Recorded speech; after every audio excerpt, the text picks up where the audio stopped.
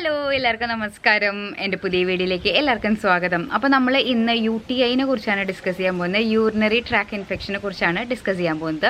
നമുക്ക് ഇൻഫെക്ഷൻ ഉണ്ടാവും. അത് എന്താ പറയുക, കിഡ്നിയിലാവാം ചിലപ്പോൾ ഇൻഫെക്ഷൻ, അതുപോലെ തന്നെ നമുക്ക് ബ്ലാഡറിലാവാം ഇൻഫെക്ഷൻ, ചിലപ്പോൾ നമുക്ക് യൂറിത്രയിലാവാം ഇൻഫെക്ഷൻ. അങ്ങനെ പല ടൈപ്പിൽ ഇൻഫെക്ഷൻ വരാം. അപ്പോൾ കൂടുതലായിട്ട് നമുക്ക് ഇൻഫെക്ഷൻ വരുന്നത് നമുക്ക് ഈ ഒരു ബ്ലാഡറിലും അതുപോലെ തന്നെ യൂറിത്രയിലാണ് കൂടുതലായിട്ട് നമുക്ക് ഇൻഫെക്ഷൻ വരാം. അതുപോലെ തന്നെ ഈ ഒരു ഇൻഫെക്ഷന് കൂടുതലായിട്ട് സാധ്യതയുള്ളത് ലേഡീസിന് തന്നെയാണ്. പക്ഷേ രണ്ട് പേരിലും വരാനുള്ള സാധ്യതകളുണ്ട്. പക്ഷേ ഈ ഒരു മെൻസിൽ കുറച്ചും കൂടി കുറവായിരിക്കും. നമുക്കിത് വീട്ടിൽ തന്നെ നമുക്ക് ഇത് യൂറിനറി ഇൻഫെക്ഷൻ ആണെന്ന് കണ്ടുപിടിക്കാൻ അത്ര വലിയ ഇതിൻ്റെ ആവശ്യമൊന്നുമില്ല. നമുക്ക് ചില കാര്യങ്ങളൊന്ന് ശ്രദ്ധിച്ചു കഴിഞ്ഞാൽ നമുക്കിത് യൂറിനറി ഇൻഫെക്ഷൻ ആണോ എന്ന് കണ്ടുപിടിക്കാൻ പറ്റും. അപ്പോൾ ആദ്യത്തെ ഒരു കാര്യം തന്നെ എന്താണെന്ന് വെച്ചാൽ നമുക്ക് ആ ഒരു യൂറിൻ പാസ് ചെയ്യുമ്പോൾ വളരെ ഒരു വേദന അനുഭവപ്പെടുക. അതാണ് ആദ്യത്തെ ഒരു മോസ്റ്റ്ലി എല്ലാവരിലും കണ്ടുവരുന്നൊരു സിംറ്റം. പിന്നെ നമുക്ക് ഇടയ്ക്കിടയ്ക്ക് മൂത്രം ഒഴിക്കാൻ മുട്ടുന്ന ഒരു ഫീലിംഗ്, പിന്നെ മൂത്രം ഒഴിക്കുമ്പോൾ ഒരു ബേണിംഗ് സെൻസേഷൻ ഉണ്ടാവുക, അങ്ങനെ ഉണ്ടാവും. ചിലർക്ക് വേദന മാത്രമല്ല ഒരു എരിച്ചൽ മാതിരി ഒരു സെൻസേഷൻ ഉണ്ടാവും. അതുപോലെ തന്നെ ഈ ഒരു യൂറിൻ ഇൻഫെക്ഷൻ വളരെ ഒരു ഗുരുതരമായ അവസ്ഥയിൽ എത്തുമ്പോൾ നമുക്ക് ചെറിയൊരു രീതിയിൽ ബ്ലഡൊക്കെ നമുക്ക് കാണാൻ സാധിക്കും. യൂറിൻ പാസ് ചെയ്യുമ്പോൾ ബ്ലഡ് കാണാൻ സാധിക്കും. പിന്നെ നമുക്ക് ഈ ഒരു യൂറിൻ പാസ് ചെയ്യുമ്പോൾ തന്നെ ഈ ഒരു യൂറിനിൽ തന്നെ ഒരു ഫൗളായിട്ടുള്ള സ്മെല്ല് ഉണ്ടാവും. പിന്നെ മോസ്റ്റ്ലി എല്ലാവർക്കും ഈ ഒരു അടിവയറ്റിൽ വേദന, ചിലപ്പോൾ ചിലർക്ക് പുറം വേദന, അങ്ങനെ ഈ ഒരു അടിഭാഗം തൊട്ട് ഈ ബാക്ക് വരെ ഇങ്ങനെ ചുറ്റി പിടിച്ചിട്ടുള്ളൊരു വേദന പോലെ ഉണ്ടാവും. അപ്പോൾ ഈ ഒരു ലക്ഷണങ്ങളൊക്കെ കണ്ടു കഴിഞ്ഞാൽ നമുക്കിത് യൂറിൻ ഇൻഫെക്ഷൻ ആണെന്ന് ഉറപ്പിക്കാൻ പറ്റും. അപ്പോൾ ഞാൻ ഓൾറെഡി പറഞ്ഞു കഴിഞ്ഞു, ഇത് പല ടൈപ്സുകളുണ്ട്. ഇപ്പോൾ കിഡ്നിയിലാണ് നമുക്ക് ഇൻഫെക്ഷൻ വന്നേ നിൽക്കാം. അപ്പോൾ കിഡ്നിയിൽ ഇൻഫെക്ഷൻ വരുമ്പോൾ നമുക്ക് എന്തൊക്കെയാണ് സൈൻ കാണിക്കുകയെന്ന് വെച്ചാൽ നമുക്ക് കൂടുതലായിട്ടും അടിവയറ്റിൽ വേദന, പുറം വേദന, ആ ഒരു ഇങ്ങനെയൊക്കെയാണ് നമുക്ക് കൂടുതലായിട്ടും കാണിക്കാം. ഭയങ്കരമായിട്ട് നമുക്ക് വയറുവേദന, സഹിക്കാൻ പറ്റാത്ത വയറുവേദന, ചിലപ്പോൾ ഭയങ്കരമായിട്ടും ഓവറായിട്ടുള്ള വയറുവേദന, അടിവയറ്റിൽ വേദനയൊക്കെ വരും.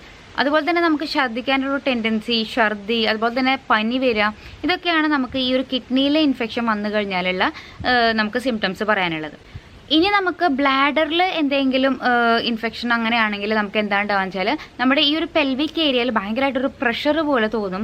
അതുപോലെ തന്നെ നമുക്ക് യൂറിൻ പാസ് ചെയ്യുമ്പോൾ നമുക്ക് ഭയങ്കരമായിട്ട് ഒരു ഡിസ്കംഫേർട്ട് ഉണ്ടാവും.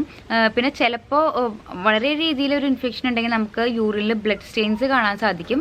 അതുപോലെ തന്നെ നമുക്ക് അടിവയറ്റിൽ നല്ല വേദന ഉണ്ടാവും. പിന്നെ ഇടയ്ക്കിടയ്ക്ക് മൂത്രം ഒഴിക്കാനുള്ള ഒരു ടെൻഡൻസി കൂടി ഈ ഒരു ബ്ലാഡർ ഇൻഫെക്ഷൻ ആണെങ്കിൽ നമുക്ക് ഈ ഒരു ഇങ്ങനെ ഉള്ള സിംറ്റംസ് ഒക്കെ നമുക്ക് കാണിക്കും. ഇനി അടുത്തത് നമുക്ക് ഈ ഒരു യൂറിത്രയിലാണ് ഇൻഫെക്ഷൻ വരുന്നതെങ്കിൽ നമുക്ക് ഈ മൂത്രം ഒഴിക്കുമ്പോൾ ഭയങ്കരമായിട്ടൊരു ബേണിംഗ് സെൻസേഷൻ ഉണ്ടാവും. അതുപോലെ തന്നെ നമുക്ക് ചെറിയ രീതിയിലുള്ള ഡിസ്ചാർജും ഈ ഒരു ഇൻഫെക്ഷൻ വന്നു കഴിഞ്ഞാൽ നമുക്ക് ഉണ്ടാവും. അപ്പോൾ മെയിനായിട്ട് ഒരു ഇൻഫെക്ഷൻ വരാനുള്ള കാരണം ഈ ഒരു ബാക്ടീരിയൽ ഇൻഫെക്ഷൻ ആവാനാണ് കൂടുതലായിട്ട് നമുക്ക് സാധ്യതയുള്ളത്. മെയിനായിട്ട് നമുക്ക് ഈക്കോളൈ ബാക്ടീരിയയൊക്കെയാണ് കൂടുതലായിട്ടും ഈ ഒരു ഇൻഫെക്ഷൻ വരുത്തുന്ന ബാക്ടീരിയാസ്. ഇനി ഈ ഒരു ഇൻഫെക്ഷൻ വരാനുള്ള കാരണങ്ങൾ എന്തൊക്കെയാണെന്ന് വെച്ചാൽ നമുക്കിപ്പോൾ ഈ ഒരു സെക്ഷൽ ആക്ടിവിറ്റി ചെയ്ത് കഴിഞ്ഞാൽ കൂടുതലായിട്ട് നമുക്ക് എന്തെങ്കിലും അങ്ങനത്തെ രീതിയിലും നമുക്ക് ഇൻഫെക്ഷൻ വരാം. അതുപോലെ തന്നെ നമുക്ക് പിന്നെ ഒരു ഇൻഫെക്ഷൻ വരാനുള്ള സാധ്യത നമ്മൾ ഹൈജീൻ പ്രോപ്പറായിട്ടും നോക്കിയിട്ടില്ലെങ്കിൽ, അപ്പോൾ പ്രോപ്പറായിട്ടുള്ള വാഷിങ്ങും കാര്യങ്ങളൊക്കെ ചെയ്തിട്ടില്ലെങ്കിൽ നമുക്ക് ഒരു ഇൻഫെക്ഷൻ വരാനുള്ള സാധ്യതകളുണ്ട്. പിന്നെ ഈ ഒരു മെനോപോസ് സമയത്തും നമുക്ക് ചെറിയ രീതിയിൽ യൂറിനറി ട്രാക്ക് ഇൻഫെക്ഷൻ കണ്ടിട്ടുണ്ട്. അത് ഹോർമോണൽ ചേഞ്ചസ് കൊണ്ട് നമുക്ക് ചെറിയ രീതിയിൽ ചിലപ്പോൾ ഇൻഫെക്ഷൻ വരാനുള്ള സാധ്യതകളുണ്ട്.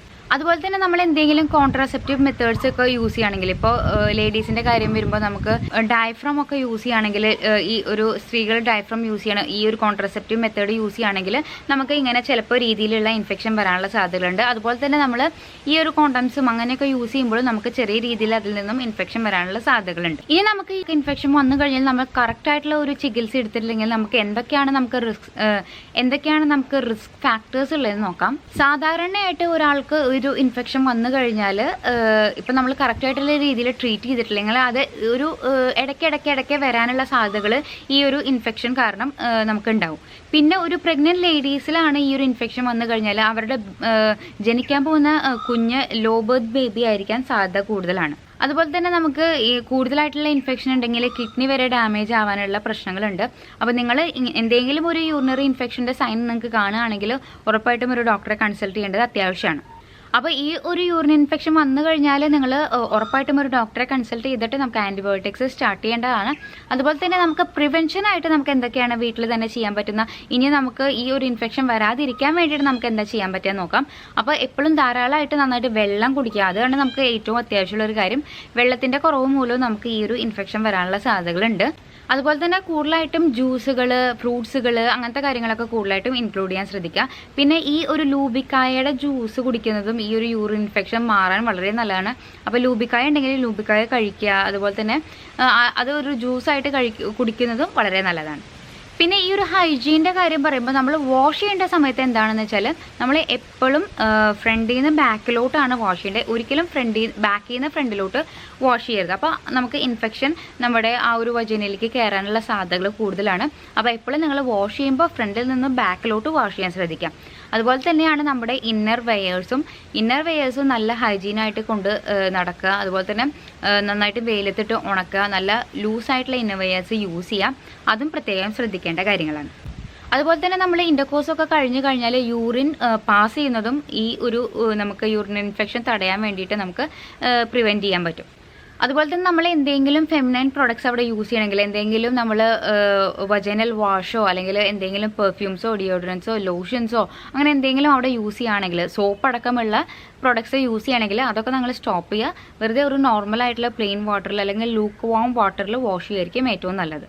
ഇനി നിങ്ങൾ ഒരു കോൺട്രാസെപ്റ്റീവ് മെത്തേഡ് യൂസ് ചെയ്യണമെങ്കിൽ, ഞാൻ നേരത്തെ പറഞ്ഞ പോലെ തന്നെ ഡയഫ്രം ഒക്കെ ആണ് നിങ്ങൾ യൂസ് ചെയ്യുന്നതെങ്കിൽ ആ ഒരു മെത്തേഡ് ചിലപ്പോൾ നിങ്ങൾക്ക് സ്യൂട്ട് ആവാണ്ടായിരിക്കും നിങ്ങൾക്ക് ഈ ഒരു ഇൻഫെക്ഷൻ വരുന്നത്. അപ്പോൾ ആ ഒരു മെത്തേഡ് ചേഞ്ച് എടുത്തിട്ട് വേറെ എന്തെങ്കിലും നമുക്ക് ഈ ഒരു പിൽസിലോട്ട് മാറി അങ്ങനെ എന്തെങ്കിലും വേറൊരു മെത്തേഡ് നിങ്ങൾ ചൂസ് ചെയ്യാൻ ശ്രദ്ധിക്കും.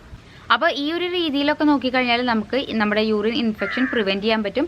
അപ്പോൾ ഇൻഫെക്ഷൻ വന്നു കഴിഞ്ഞാൽ നിങ്ങൾ ഉടൻ തന്നെ ഒരു ഡോക്ടറെ കൺസൾട്ട് ചെയ്യുന്നതാണ് ഏറ്റവും നല്ലൊരു ഓപ്ഷൻ. അപ്പോൾ ഒരു വീഡിയോ എല്ലാവർക്കും യൂസ്ഫുൾ ആയി എന്ന് വിചാരിക്കണം. യൂസ്ഫുൾ ആയി കഴിഞ്ഞാൽ ഒന്ന് ലൈക്ക് ചെയ്യുക, ഷെയർ ചെയ്യുക, സബ്സ്ക്രൈബ് ചെയ്യുക. താങ്ക്